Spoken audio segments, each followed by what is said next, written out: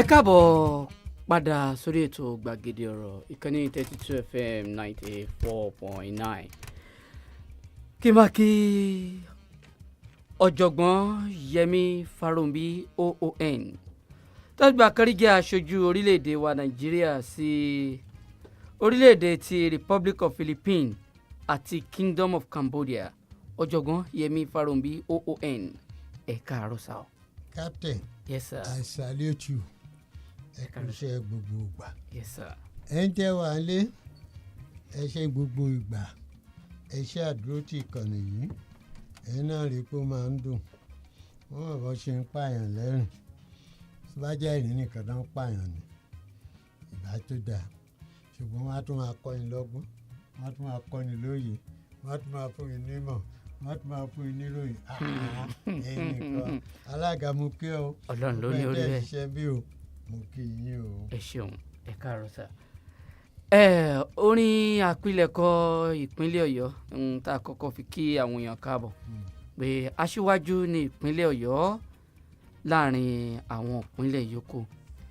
Irú ọjọ́ òní ní 50 ọdún sẹ́yìn ọjọ́ kẹta oṣù kejì ọdún 1976 ọjọ́ mọ́nigbàgbé ni nínú ìtàn ìpínlẹ̀ Ọ̀yọ́ nígbà tí olóògbé ọ̀gágun Murtala Muhammed tí wọ́n kéde pé lára ìpínlẹ̀ Western State o àwọn yọ ìpínlẹ̀ Ògùn ìpínlẹ̀ Ondo tí ìpínlẹ̀ Ọ̀yọ́ náà sì wá dá dúró tó jẹ́ gbogbo ìpínlẹ̀ ńgbà náà ló bá di 19 tó yìí jẹ́ pé ọ̀gágun Colonel David Jẹ́mi-bẹ̀ wọ́n òun náà ni gómìnà wa àkọ́kọ́ tí wọ́n fún wa ńgbà náà lọ́jọ́ 19 oṣù kẹta ìpínlẹ̀ Ọ̀yọ́ kẹ̀rẹ̀kẹ̀rẹ̀ a bẹ̀rẹ̀ sí ní lo àwọn ọ̀gágun káwọn náà tó tún gbé fún àwọn alágbádá látòrí ọ̀gágun David Jẹ́mi-bẹ̀ wọ́n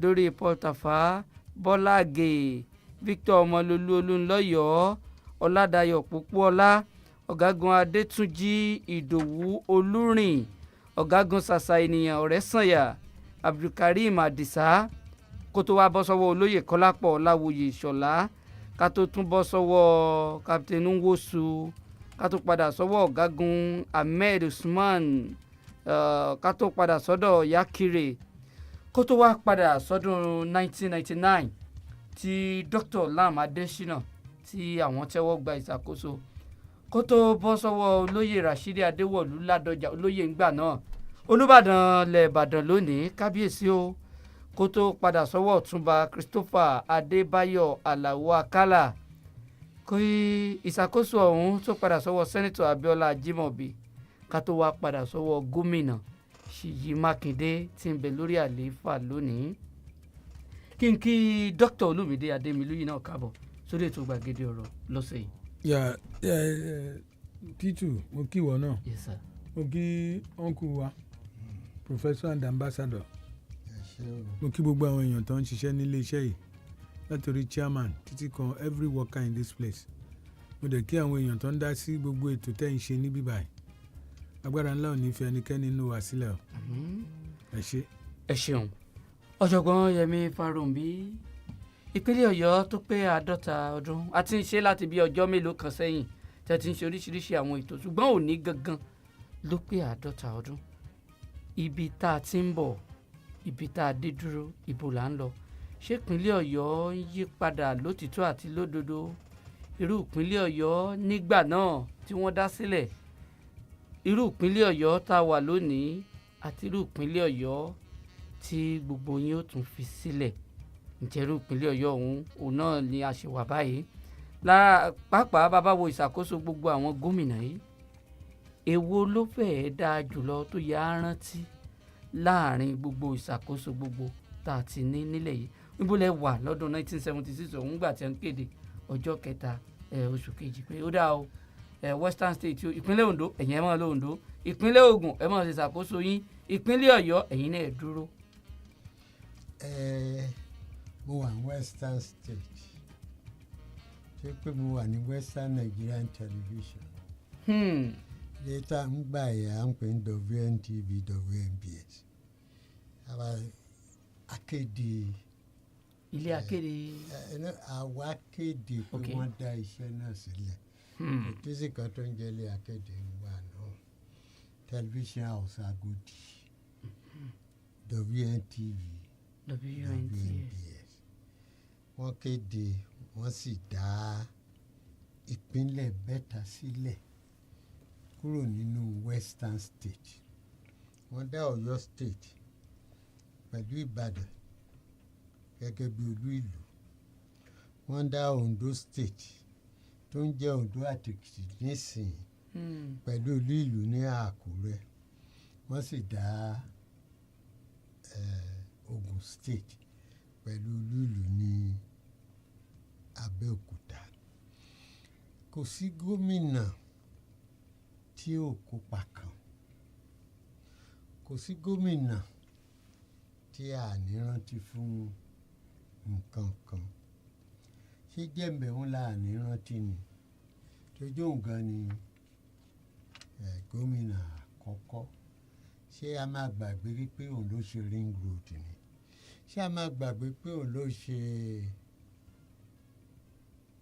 shopping complex tó wà níwájú UI ẹ̀ kí lè ń porúkọ ẹ̀ sí? Agbowo shopping complex. Ṣé a máa gbàgbé ni? Òun ló dá sílẹ̀ ni. A lè gbàgbé. A lè gbàgbé Port Harcourt tó bá dẹ̀ jẹ́ pé kòbókò tó fi ń nàyàn gbà náà. Particularly àwọn tí kì í gbọ́ràn. A lè gbàgbé. A lè gbàgbé iṣẹ́ mọ̀. Ṣé rí ọ̀nà tó wà lẹ́bàá Cocoa House yìí tó lọ síbi rédíò Nàìjíríà ṣé mo pọ̀ ọ̀nà kan tó jẹ́ pé kò wrong way là ń gbà mẹ́ tá a bá fẹ́ lọ síbi tí Òbíṣẹ̀san wà. tó lọ bí ajé house. torí traffic máa ń dàrú ńgbà náà. ayé Jẹ́mbẹ̀ wọ́n náà ṣe bó tilẹ̀ jẹ́ pé ogun lọ́yọ̀ọ́ òun ló kì í ṣe bí gómìnà òun ló ní àìdíà tí a fi ń ṣe bẹ̀. nígbà tí Port Harcourt pẹ̀lú ọ̀pá ẹ̀ torí kò pẹ́ púpọ̀ Bọ́lá Ìgè bọ̀ sí i. ṣé a máa gbàgbé Bọ́lá Ìgè? A máa gbàgbé Bọ́lá Ìgè market. ṣé a máa gbàgbé channelization ni? ṣé a máa gbàgbé nǹkan tá à ń pè ní Ìrúwà Polytechnic kì í ṣe tó jẹ́ campus Ìbàdàn Polytechnic gbà náà? ṣé a máa gbàgbé Ṣakí tá à ń pè ní Polytechnic? The Polytechnic Ṣakí tọ̀. òun ló dá a lẹ̀ gẹ́gẹ́ bí campus. ṣé a máa gbàgbé Ògùnpa channelization ni? ṣé a máa gbàgbé free education tí gómìnà tó wà ń bẹ́ẹ̀ lóun lọ? ṣé a máa gbàgbé 117 secondary school tó sálẹ̀ sí Ìbàdàn gbà náà ni? tàbí 835 tó dálẹ̀ gbogbo ìpínlẹ̀ Ọ̀yọ́ pẹ̀lú Ọ̀ṣun gbà náà? ṣé abẹ́yà máa gbàgbé College of Technology tó jẹ́ pé púpọ̀ Ọláluwà council ẹ̀? tàbí a máa gbàgbé àwọn health centers tó dálẹ̀? ó náà ṣe tiẹ̀ ó lọ Olúnlọ́yọ̀ wọlé.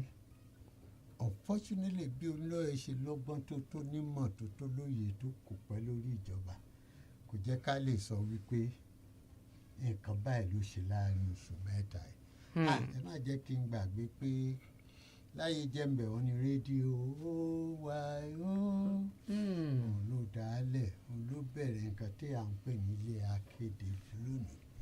Bọ́lá Ìgè ló bẹ̀rẹ̀ television service ẹ̀ ní May 1982. lẹ́yìn tí Olúnlọ́yọ̀ tí ò ráyè ju oṣù mẹ́ta yẹn ní ọ̀gágun Pópóọlá tó gbàjọba. nǹkan kan tí mi ò lè gbàgbé ẹ̀ fún nígbà tó débẹ̀ tó rí àwọn ọmọ tí wọ́n máa ń jáde láti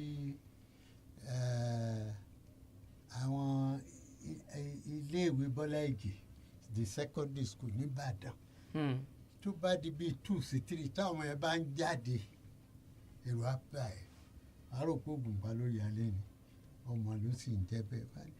kí la ṣe máa pèsè fún àwọn ọmọdé wọ̀nyí wá bẹ̀rẹ̀ ní nǹkan tó pè ní school to agric and school to work system. Òní ìjọba àpapọ̀ wá gbà lọ́wọ́ ẹ̀ wọ́n wá sọ di Nigeria Directorate of Employment. Ọ̀gágun púpọ̀ ọ̀la ló ní àìdíà yẹn òun sì bẹ̀rẹ̀ ó sì ṣe dáadáa olórí náà wá ó ṣe ọ̀nà kò sí oníkálukú tá a bá mú ọ kò sẹ́ni tí ẹ̀ nírántí nǹkan tí ó ṣe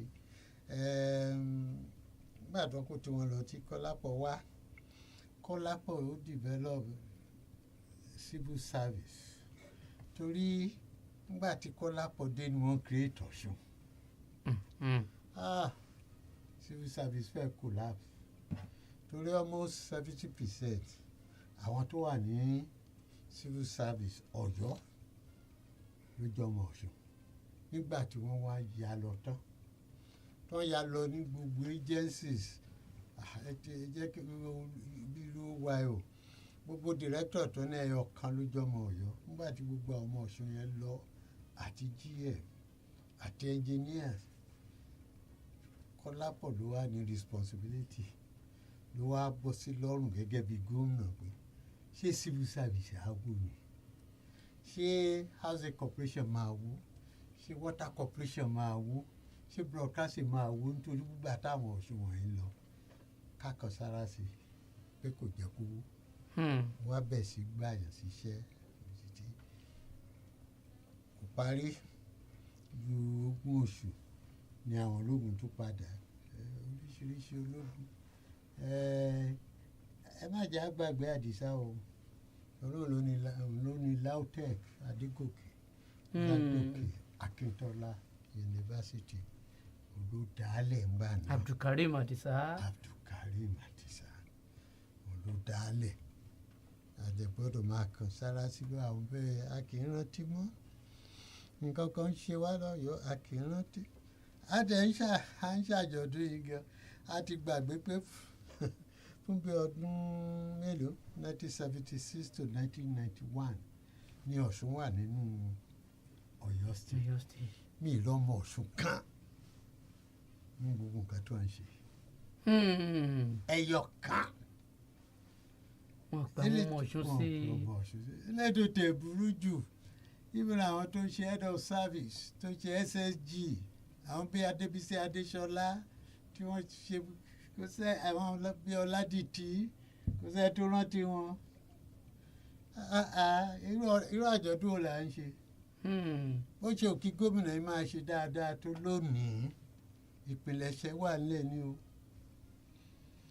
wọ́n lè sọ polytechnic campus kankan sọ di main branch ẹnìkan náà ti lè dá technical university lè ká wá fún lórúkọ tuntun ẹnìkan ti lè bẹ̀rẹ̀ circular road kó má ṣe kẹ̀kẹ́ wá bẹ̀ sí ṣiṣẹ́ lé lórí ẹ má jẹ́ àgbàgbé àwọn wọ̀nyí iṣẹ́ àwọn gómìnà tẹ́ kàn ń torí mò ń wo lẹ́ẹ̀kọ̀ọ̀kan wọ́n ṣe bóyá dínà ni wọ́n ṣe ni wọ́n ṣòwò wọ́n mímìkà àwọn gómìnà tó ti wá mọ́ ní ha àwọn head of service yẹn ń kọ́.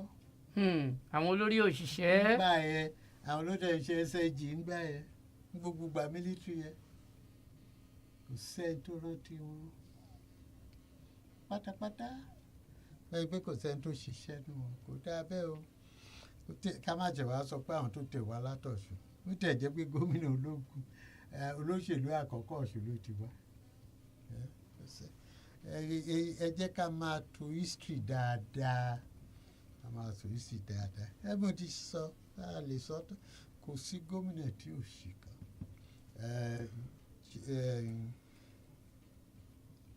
Ajímọ̀bí olórúkọ tá a máa ń pè nígbà yẹn torí òun nìkan ló kọ́ ṣe 8 years.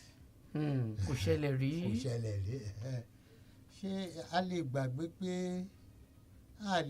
pé ó fi discipline sójú ọ̀nà ìkóni níjànú ẹ lè rí dọ̀tí lójú ọ̀nà nígbà tó wà mẹ́ta àwọn tí ń tajà káàkiri ojú ọ̀nà wọn lè wà ń bẹ̀ ó lè jẹ́ pé gómìnà wa olóhùn ta búrẹ́dì lójú ọ̀nà ni òun ṣàánú wọn pé kankan máa tà ẹ wàá tẹ bá fẹ́ rí nǹkan tá à ń pè láì ní ìkóni níjànú ẹ lọ rin ọ̀nà tó ń lọ sí àkóbọ̀ lálẹ́ léènì mẹ́rin agbára máa fi rí léènì méjì ló ń bẹ̀ àwọn tí tajà ti gbà á àwọn tí lọ́kadà ti gbà ṣe rí ìyẹn ò lè ṣẹlẹ̀ pẹ̀lú kò ṣẹlẹ̀ rí àádẹ́rán tí kò ṣe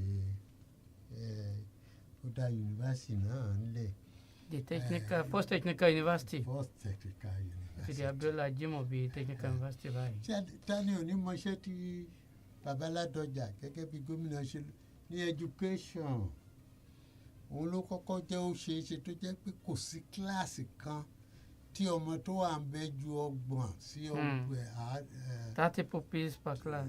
Bẹ́ẹ̀ ni òun ló ṣe ó dẹ̀ gba tíṣà láì wo ẹni tó jẹ́ òun nìkan ni mo mọ̀ tó ìṣe gómìnà ní ìpínlẹ̀ yìí tó gbàyàn síṣẹ́ tí ò forúkọ ẹyọ ẹnìkan sílẹ̀ pé bá mi gbà síṣẹ́ ẹ lọ wádìí.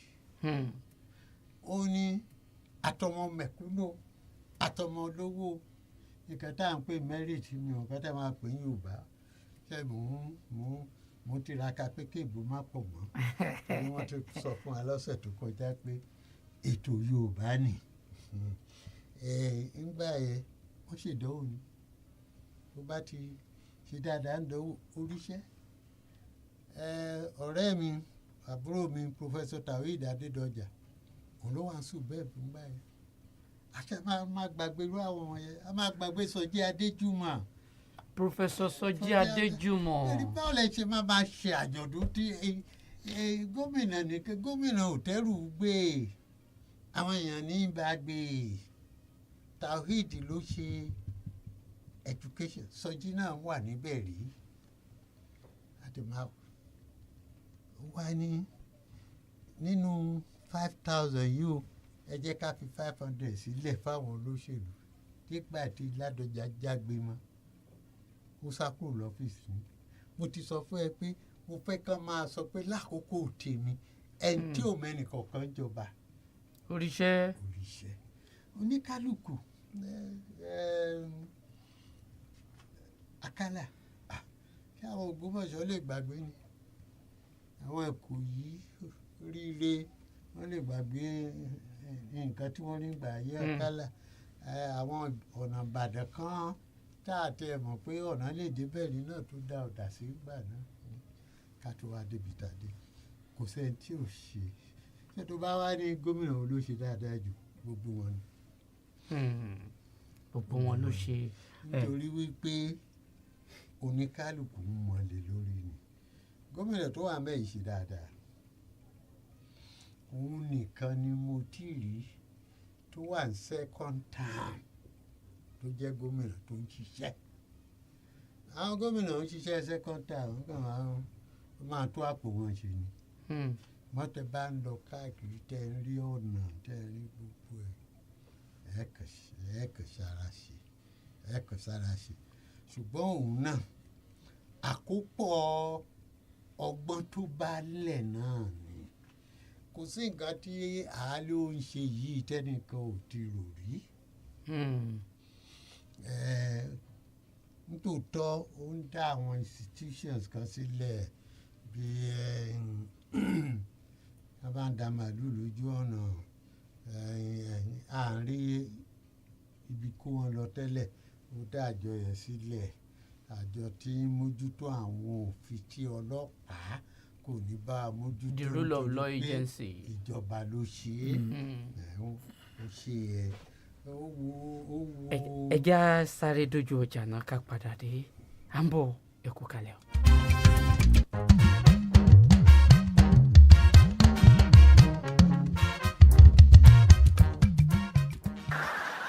.32 FM 95.9 ọjọ́ gbogbo kìkì ẹ̀rín. Kí ló ṣẹlẹ̀? Ó ga o, gbogbo ìgbà tí mo bá fi owó ránṣẹ́ tàbí gbowó wọlé fíá wọ́n kàn máa fa oríṣiríṣi owó yọ lọ́wọ́ mi ni. Owó àláàtì, owó ìfowóránṣẹ́ àti owó lórí pé mo san bíìlì pẹ̀lú. Mo kùn láàánú ènìyàn rárá o.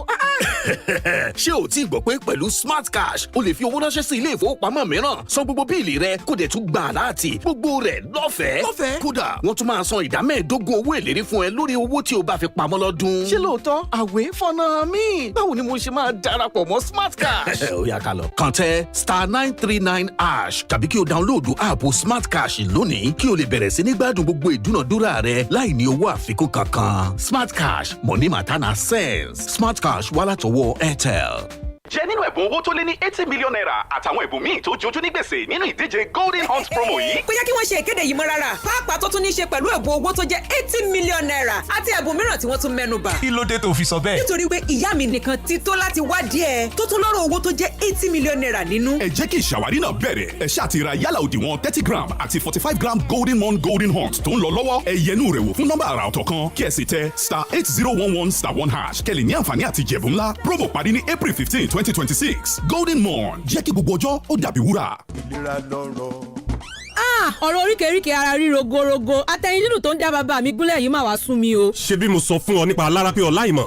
èmi ò kà á sí ni. ọ̀rọ̀ àláfíà ara ò ṣeé fi tafàlà bọ́rọ̀ ó bá wá kẹ́ èyíkéyìí ìṣòro iṣan ara egungun ara sangun ara tí ò jí pépé àdá àjínà ara tó ń rán ni lẹ́yìn ìjàmbá àìlérìn dáadáa kọ́wọ́ àtẹsẹ̀ òkúta ìtayì àìróorun sùn ẹ̀yọ́ àṣejù àìlè ìtapá lọ́dọ̀ olólùfẹ́ ni ojú tó ń wò bàìbàì àkàrà wò ń pa alárápé ọláìmọ̀ oníṣan mẹ́sàn-án ló kájú ẹ̀kọ́ gìrì nípa gbogbo àìlera tó jẹmọ́ iṣan ara kàn sí alárápé ọláìmọ̀ oníṣan mẹ́sàn-án kó fọgbọ́n àtinúdá àwọn baba wa nínú ewé àtegbò pẹ̀lú ìrírí tó jinlẹ̀ ṣètọ́jú àìlera gbogbo ẹ̀rọ ìgbàlódé onírúurú ni wọ́n fi ṣàyẹ̀wò láti tú àṣírí ibi kọ́lọ́fín táìsàn gọ sí lágọ̀ọ́ ara fún ìtọ́jú ohun àyẹ̀wò ara ẹ kàn sí number 1 Lodge Street beside Amazing Grace School Òkè Àdó Ìbàdàn ẹ sì lè pè 08138855308 08138855308 bó bá ń ṣe ọ́ bí òjòjò alárápé ọláìmọ̀ oníṣan mẹ́sàn-án ni ó kàn sí.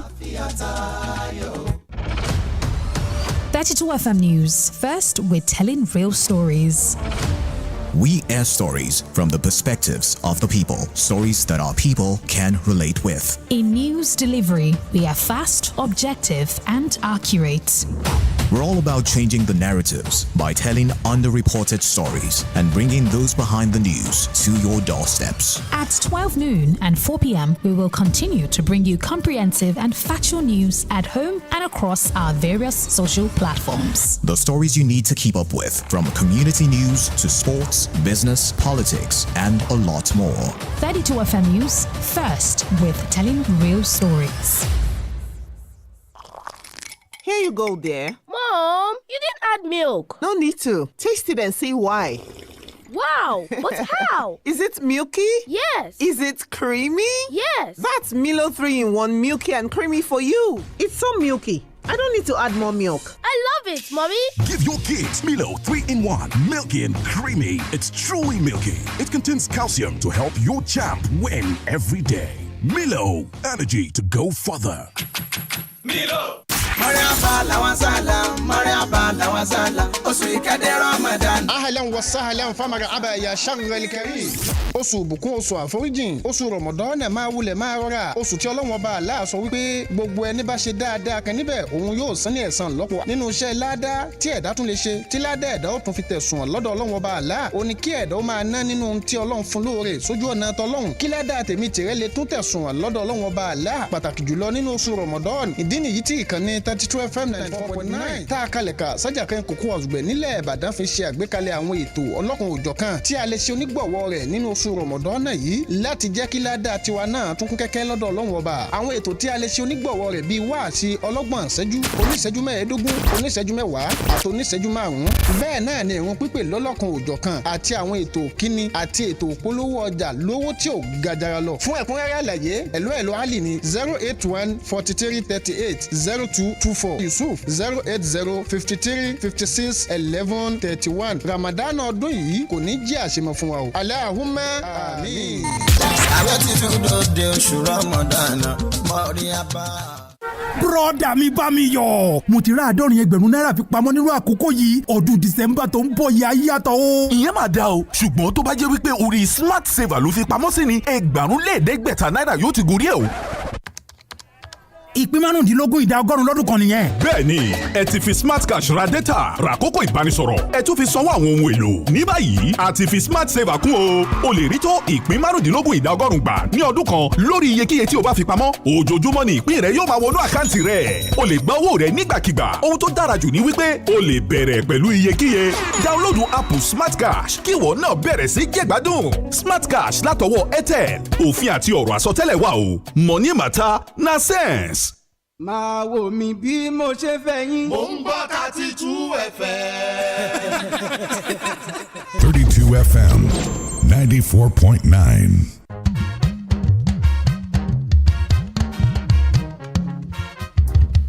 ẹ káàbọ̀ padà sórí ètò gbàgede ọ̀rọ̀ ìkànnì adẹ́rìn òṣónú 32 FM 94.9 tákàlẹ̀ sájà kẹrin kókó ọ̀dùgbẹ́ ńlẹ̀ ìbàdàn ẹ̀ láǹfààní àti wò wá kétékété lójú òpó ti Facebook àti YouTube 32 FM 949 fẹ̀yìn ẹ lè máa fi àwílé tiyín náà ṣọwọ́ láti apá abẹ́hùn ọ̀jọ̀gbọ́n Yẹmí Fáròǹbí fẹ́kẹ̀ gúnlẹ̀ lórí ọ̀rọ̀. kí n kàn fẹ́ yọ kọ́ kú kí n lè fún ọmọ ọba torí àwọn náà lo Ọ̀yọ́ dáadáa mi wọ́n rántí ẹ tó bẹ̀rẹ̀ veterinary hospital yẹ ní Mọ́kọ́lá torí kò sí ń bẹ̀ tẹ́lẹ̀ àwọn kan ló mú síbẹ̀ so mo rò pé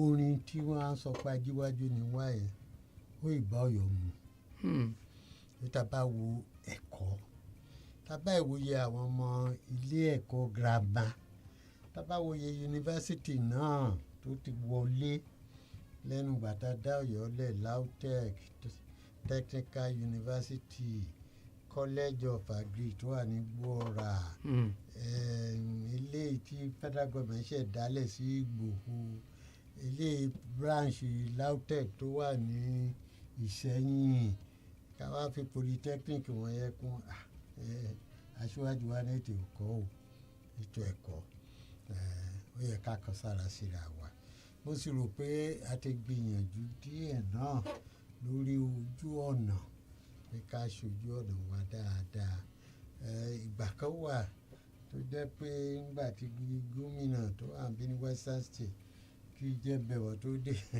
gbogbo ọ̀nà Ìbàdàn ló bàjẹ́ tí ò dáa rárá tí egun gbogbo ìgbẹ́ refuse tó wà lójú ọ̀nà a padà sí ẹ̀ mọ́ àdúpẹ́ kákàsára síra wa kákìra wa wípé aṣíwájú ni wa.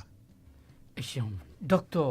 Ọmọọba Olúmídé Adémilóye P2 ọ̀rọ̀ lódélẹ̀ ìpínlẹ̀ Ọ̀yọ́ pé àádọ́ta ọdún ó pé 60 years 50 years yes with special apology to my uncle here èmi á sọ wípé I will not praise anybody nínú wọn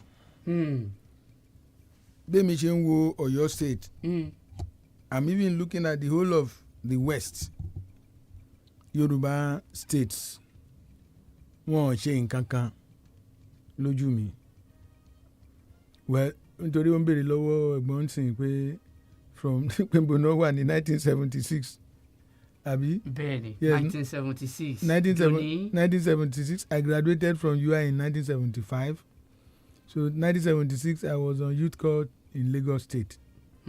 Yes, and then I finished my youth corps 76. I joined Oyo State Civil Service 1976. So maybe I know a bit about. àjẹpẹ́ mo dàpínlẹ̀ Ọ̀yọ́ lè báyìí èyí ti ṣe tán ní fásitì ńgbà náà. So now lójú tèmi achieve nǹkan kan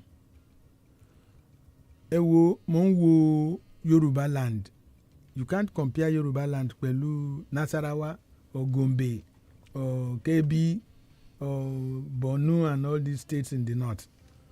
So tí a bá ń ka development pé a dá universities kan sílẹ̀ àti àwọn ọ̀nà kan a ṣe kinní kan àwọn ọmọ ò pé wọ́n ti pọ̀ jù ní class àwa reduce wọn nǹkan kan for a government those are no achievements.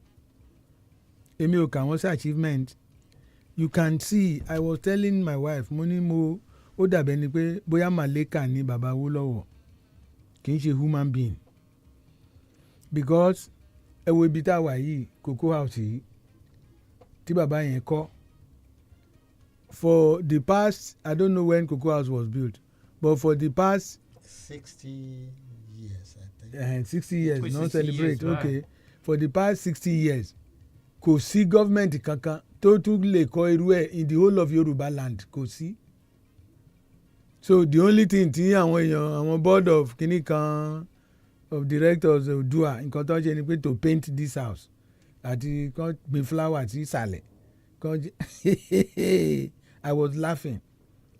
Nígbà tí mo rí nǹkan tó ń ṣe board of kí náà ń pè wọ́n ná tí wọ́n park limousine sísàlẹ̀ ń bẹ̀ yẹn. They have achieved nothing. By now ó yẹ kírú Cocoa House yìí kó ti tó bíi 10 ní Yorùbá land. Then we can say yes, we have made progress. Kí ni progress ta make? Ordinary individuals wọ́n kọ́ university now. Gbogbo àwọn afẹ́ Babalọ́lá wọ́n ní university. What's the name of the former president? Ọbásanjọ́ ó ní university. Àwọn èèyàn ní universities káàkiri now. Yes, not to talk of primary schools. Tó jẹ́ pé ó better primary school mi fẹ́ better government universities. So wọ́n ò tí achieve nǹkan kan tèmi rí. By now we should be talking about pé iná ò kí ń lọ ní Yorùbá land 24/7. Ó yẹ ká ti discard this PHCN nǹkan kan system tó ń ṣe band A, band B, band nonsense wọ̀nyí tó ń ṣe. By now Yorùbá land, Oyo state should be talking of supply of energy power 24/7 uninterrupted. wọ́n ṣe kékeré ń jò ní. And Sherry, when we are talking about development, they should be permanent.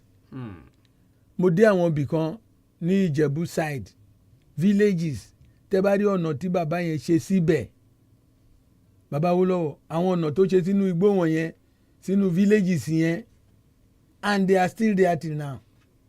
Kí ni àwọn jẹ? I understand that, well, mo mọ̀ pé military governors wọn owe anybody ní any responsibility, so nǹkan tó bá wù wọ́n náà ń ṣe nǹkan kan, but the civilian heads ńkọ́, àwọn gómìnà ta ní ńkọ́ who are civilians, kí náà ṣe? The only time P2 àti Prof ẹjọ́ sà mo fẹ́ kẹ́ find the time kẹ́tì ẹ̀ dé Abẹ́òkúta, Ogun State, you will nearly weep for Ogun State. Ogun náà ń ṣe 50 years lénìí o. Cherry governor bẹ̀yẹn ó yẹ kó resign. And I interviewed people in Abẹ́òkúta. I was in Abẹ́òkúta last week. So how can Abẹ́òkúta, capital of Ogun State, be this bad? This disorganized. I was there too. Yes, Biodun, what is his name? Dapo Abiodun. You should go and resign.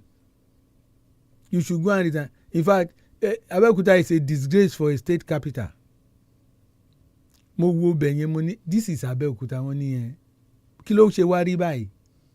Wọ́n ní nítorí pé gómìnà bẹ̀ kò kí ń gbé bẹ̀, pé Ìpẹ̀rù ló ń gbé. Kò tiẹ̀ gbé bẹ́ẹ̀ in the last 6 years. Kò gbé bẹ̀ rí, so ó transform gbogbo àwọn ọ̀nà Ìpẹ̀rù, Ògèrè nǹkan kan, àwọn yẹn ló máa rí first class roads ń bẹ̀ níbi tí ò kì í ṣe state capital, because it's from Ìpẹ̀rù, ó transform ọ̀nà bẹ̀. But state capital gan, if you go there, nothing. Is that governance? Ṣé bá a ṣe ń govern ìlú nìyẹn?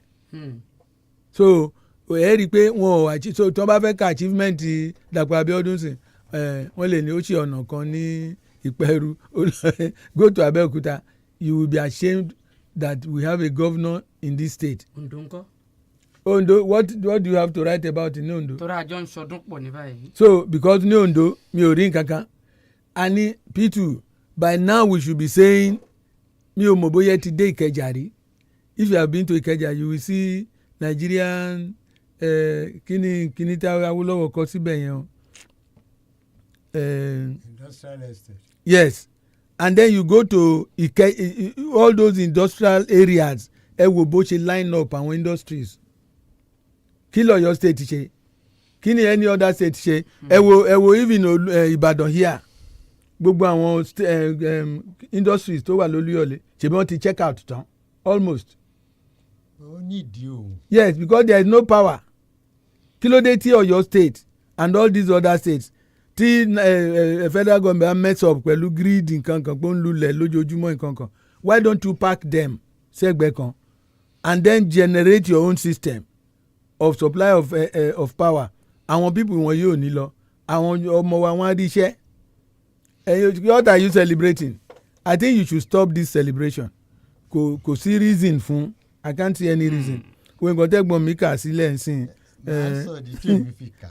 nǹkan tí mo ń bọ̀ sá nǹkan tẹ́gbọ́n mi kà sílẹ̀ nsìn as a reason for celebration èmi ò rí wọn as reasons because I've looked at what you met and what we met was the first television station in Africa the highest building I think this Cocoa House was the highest building nígbà yẹn in Africa in Africa he had industries in Ikeja go to Obalende come to call Independence Building Awolowo built the Kokongato eléyìí ni in Obalende he built it. Where my board. Bóyá estate náà pé àbí kíní kan. Wọ́n ní building yẹn. Yes so we used to go there so èèyàn kan ló ṣe yẹn kí lẹ́yìn ṣe what can you point to Cherry I have a lifestyle mi mo dẹ̀ fẹ́ káwọn ọmọ mi náà mo ń sọ fún wọn kán compare mo máa ń fẹ́ wá my deficiencies where am I defective kí ni àwọn areas tí ó yẹ kí n ti tayọ tí mi ò tí tayọ tó so and I told them man kó certificate mi lè I show it to them these are my achievements in the secondary school these are my records in school sat this is my record in the university ẹ̀yin náà ẹ try kẹ́ beat ẹ̀ so that's the lifestyle kí làwọn governors wá fẹ́ tọ́ka sí pé àwọn fi ń ṣe celebration mi ò rí I can't see it so whether in terms of structural development mi ò rí in terms of education prof sir I worked in the Federal Office of Statistics ìgbà tí mi wà mbẹ èmi rò pé àwọn Igbo ló kàwé jù so I checked the records in FOS mo wá rí i pé Yorùbá àti àwọn Yorùbá ló kàwé jù ní Nàìjíríà who made it Baba Awolowo by now we should have seen some developments prof sir there are people tó gba first class honours ní Ìbàdàn yìí and they are still jobless they are walking about kí ni governor ṣe sí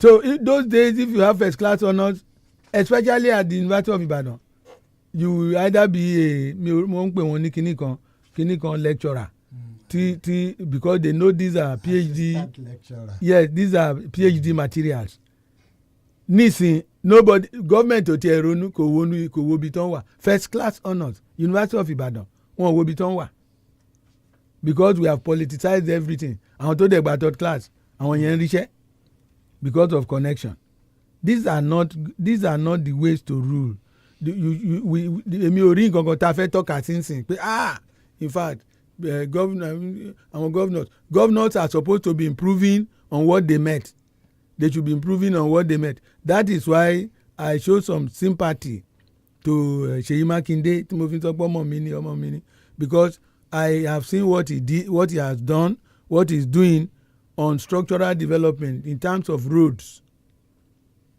but kì í ṣe pé ó surpass it's not anything to point to roads yes they are better than what he met but he met almost nothing so ẹni tó dẹ̀ kúrò ńbẹ̀ ìyẹn met almost nothing yàtọ̀ sí laboratory tí jẹ́ what's the name ta ló èyí tó ṣaláìsí Ajimobi yàtọ̀ sí laboratory tó lọ kọ́ sí ẹ̀gbẹ́ Adéọyọ hospital kó tó máa fẹ́ mẹ́ àfi make owó you know what is the development so mi ò rí nǹkan kan tí mo fẹ́ tọ́ka sí pé àwọn governors not just Ọ̀yọ́ state governors àwọn Yorùbá land whether military or civilian mi ò rí nǹkan tó ṣe tọ́ka you see Baba Awolowo has put down standards tó yẹ kẹ́ máa lé if somebody built cocoa house ó yẹ káwa náà lè ṣe nǹkan kan kò sí.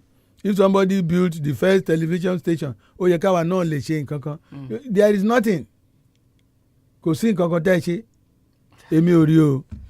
ṣe rí àlàyé tí mo fẹ́ ṣe ó dẹ̀ important sí argument yìí. Ní First Republic àwọn regional government wọ́n máa ń keep 50% of the resources of Nigeria. Federal government ń get only 20% of the resources.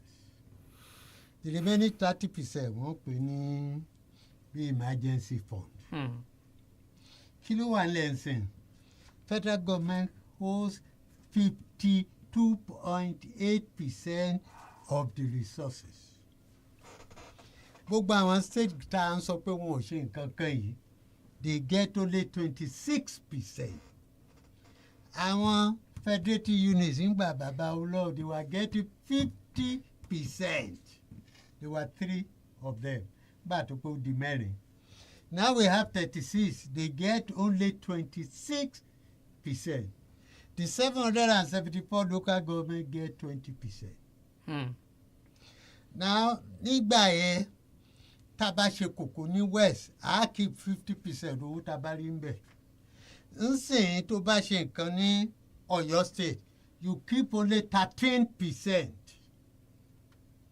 Ṣé I get me sìn? Àgbọ́yé. So the àtìrí owó wọ́n ti kọ̀ díẹ̀ àwọn ológun beginning from General Ironsi òun gan ló bà gbogbo Nàìjíríà jẹ́ òun ló dissolve nǹkan tá à ń pè ní federalism òun ló sọ gbogbo wa di nǹkan tá à ń pè ní unitary torí pé ó rò pé àwọn Ìgbò ló máa jẹ olórí títí ayé. Tí a bá tún kìíní yẹn ṣe kò sí bí gómìnà kọ̀ọ̀kan ṣe lè ṣe dáadáa. Ṣé rí ordinary VAT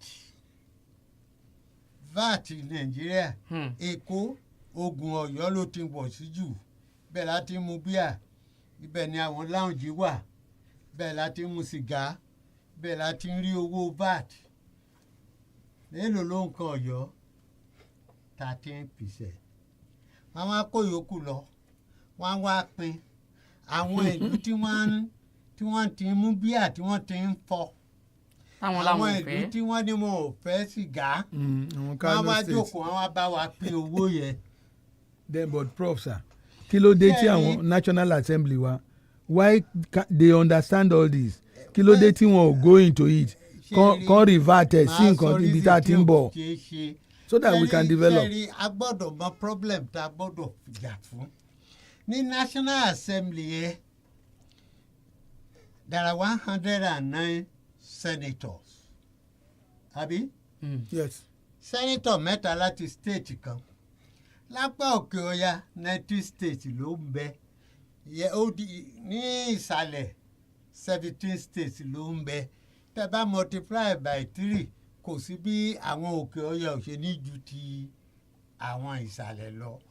Àwọn òkè ọya ló ń jàǹfààní kínní ta ni máa ń fokùn síra ẹ̀ lọ́rùn wọn ò lè túnṣe ní National Assembly. Tẹ́ bá lọ sí 440 something tó wà ní House of Rep almost 60% díẹ̀ ló jẹ́ láti North. So tẹ́ bá gbé òfin lọ tí ò bá àwọn àríwá mu wọn ò ní jẹ́ ó ṣeé ṣe. Ìyẹn la fi jẹ́ pé a láti jókòó ká tún ìlú yìí tò lórí òtítọ́. Yes. Ẹni tí ò bá ṣiṣẹ́ ò ní kò yẹ kó jẹ. For 50 years now. Bó bá ṣe ṣiṣẹ́ sí ló ṣe yẹ kó jẹ. Kò sí development kankan.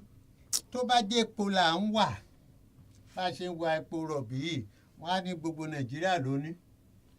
Ṣùgbọ́n nígbà tí Zamfara bẹ̀ ní gold wọ́n ní Zamfara lónìí. Nígbà tí àwọn Nasarawa ní lithium wọ́n ní Nasarawa lónìí. Ṣùgbọ́n tó bá ti jẹ́ epo àbí nǹkan tó wá láti gúúsù láti south báyìí gbogbogbò ló wà fún. Gbogbogbò ni ó pè. Ṣùgbọ́n ó bá ti jẹ́ tiwọn yẹn tí a bá jà ká gba òmìnira mí káká lọ jà o ká struggle ni mi ìmọ̀ Yorùbá ẹ̀ ká ṣakitiyan nítorí nínú Bíbélì ó ní ìwọ Ísọ̀ Jacob ti fẹ̀rú gbàbùkún lọ àwọn òkè ọ̀yà ti fẹ̀rú gbàbùkún nígbà àwọn òyìnbó ti wà ń bí wọ́n ti gbà á tó fi jẹ́ wípé gbogbo nǹkan sìn ìjọba àpapọ̀ ni ẹ bá ń fẹ́ fertilizer kí lè ń pè Yorùbá. ajílẹ̀. Minister of Agriculture Federal Ministry ni ó ṣe tẹ́ bá ń wó mi Federal Water Resources láìpẹ́ wọ́n tún ṣe kan wọ́n ní Federal Livestock. tẹ́ bá ń wá iná Federal wọ́n fẹ́ máa da màlúù káàkiri wọ́n ti kó jọ wọ́n wá sọ fún Ísọ̀ wọ́n ní wọ́n yóò sì ṣe wọ́n yóò di alágbára wọ́n yóò sì bọ́ ìgbèkùn rẹ tí gbogbo wa tá a wà nílẹ̀ Yorùbá ilẹ̀ Ìgbò ilẹ̀ South tá a bá bọ́ ìgbèkùn nǹkan tí ọmọ bá ń sọ ẹ̀ ní ò máa ṣẹlẹ̀ wọn ò ní rí owó láti ẹ wo gbogbo Ọ̀yọ́ bó ti tó ẹ wo Ìbàdàn sí Ìgbẹ́tì ẹ wá lọ wo Bayelsa local government 7 ni ẹ wo Ìbàdàn city local government 11 ni. 0705-500949 káwo ìpè kan amagbara wálẹ̀. 0705-500949 yes àbí 0809-700949 plus 234-906-200949. Hello. ẹ káàárọ̀ sà. orúkọ yín àti ibi ẹ ti ń pè. ẹ káàárọ̀. à ń gbọ́ yín o. ok inú mi dùn fún program àárọ̀ yìí. ẹ jẹ́ bá a ṣe kọ́mọ ọjọ́ ti lọ. lára nǹkan tí bàbá wa Awólọ́wọ̀ ti ṣe sí former western region lára ẹni Liberty Stadium wà àti ní Ọbásanjọ́ Awólọ́wọ̀ Stadium báyìí. kí ló wá dé tí wọn ò lò mọ́ nǹkan tó torí ẹ̀ dá sílẹ̀ torí kan mí ìnáwó rẹ̀ ń lò fún. ìjọba àpapọ̀ ló gbà á. hello. wọ́n fi ń ṣe pati ní ìsìn. ìyẹn náà tún ti ó ti rè ọjọ́ ti kó wa ní pàpà mọ́ra Dr. Olúmídé Adémilóye. mo ń wà ń bí. àmọ́ lọ kí ni àmọ̀ràn yín ní ìṣẹ́jú àyá. àmọ̀ràn mi fún ilẹ̀ Yorùbá because I believe that this country though we are verbally and so we are one we are not one and we should be working towards that oneness mi ò dẹ̀ tí ì rí but for now let Yorùbá stand as Yorùbás and retrogression ni mo rí make progress so to make progress we have to come out stoutly ká dẹ̀ jẹ́ káwọn senators or àwọn house of rep kàn gbàgbé politics come out and talk properly but we need to revive the old system of revenue sharing. If there is money, we can have 10 or 20 types of cocoa house. And then there will be employment for our people in terms of restructuring. Ẹ jọ̀ọ́, ẹ tètè ṣe. Ọ̀jọ̀gbọ́n Yẹmí Farounbi. Mo fara mọ́ pátápátá. Ẹ ṣe púpọ̀. Bàbá ti kọjú sí yẹ. Nàìjíríà ó dà. Yes. Kò jẹ́bi tí. Bàbá ṣe yẹ o. Kò jẹ́bi àrìmọ́ láàárọ̀ ẹ̀kọ́ pàtàkì lọ́wọ́ ọ̀jọ̀gbọ́n Yẹmí Farounbi OON àmọ́rí yín bá o. Bákan náà ọmọọba dókítà Olúmídé Adémilóye. Ẹ ṣé P2. àgbà onítàn lórílẹ̀ ẹ̀ṣin. Ó ṣé gan. Kò jẹ́bi àrìmọ́ lẹ́ni títí ọ̀sẹ̀ tí ń bọ̀ tí a ó tún mọ láǹfààní àti pàdé Peter Ọlásùpọ̀ Captain P2 òun lórúkọ tèmi.